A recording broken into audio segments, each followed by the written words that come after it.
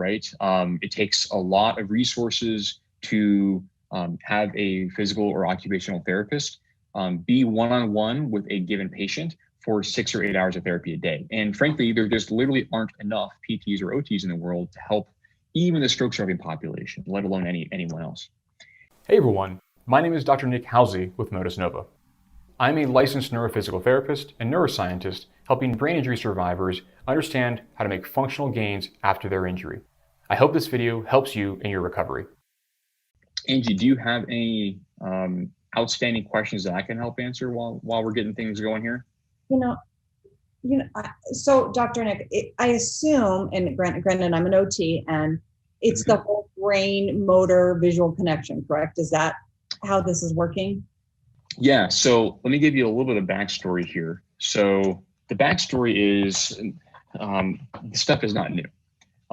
It's actually inspired by a program called constraint-induced movement therapy. So this was developed really it emerged from repetitive task practice and these learned on use cases with Edward Taub back in like the late 90s.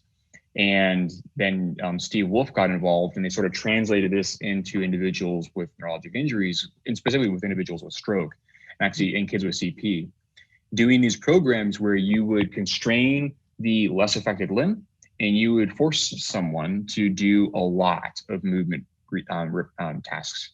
And this has shown time and time again to be very positive in terms of inducing changes in the brain. Sure. The challenge with this is that it's very costly, right? It takes a lot of resources to have a physical or occupational therapist be one-on-one with a given patient for 6 or 8 hours of therapy a day. And frankly, there just literally aren't enough PTs or OTs in the world to help even the stroke surviving population, let alone anyone else. And so what they thought of was, hey, can we use some technological solutions to make something that would help recapitulate portions of this? Of course, not the whole thing.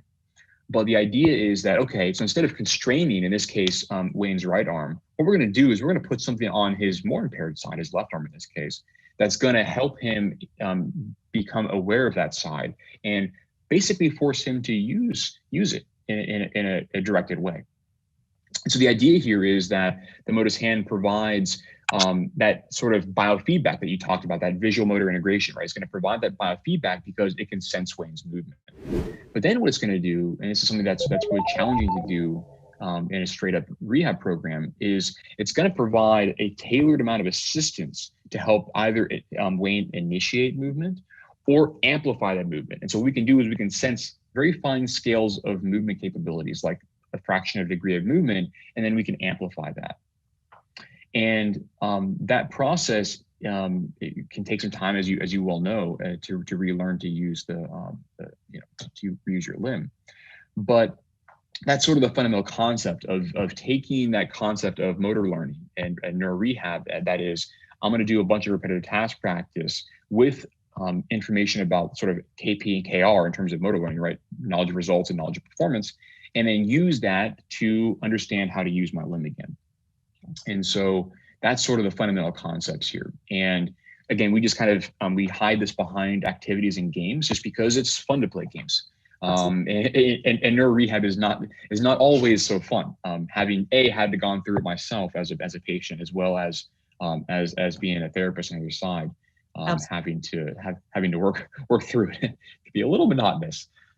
So that's really the fundamental concepts here. Okay. Thanks for watching this video. If you have questions or would like to speak with me about how you can make functional gains from home, call or text me at 404-939-3476 or visit motusnova.com/contact.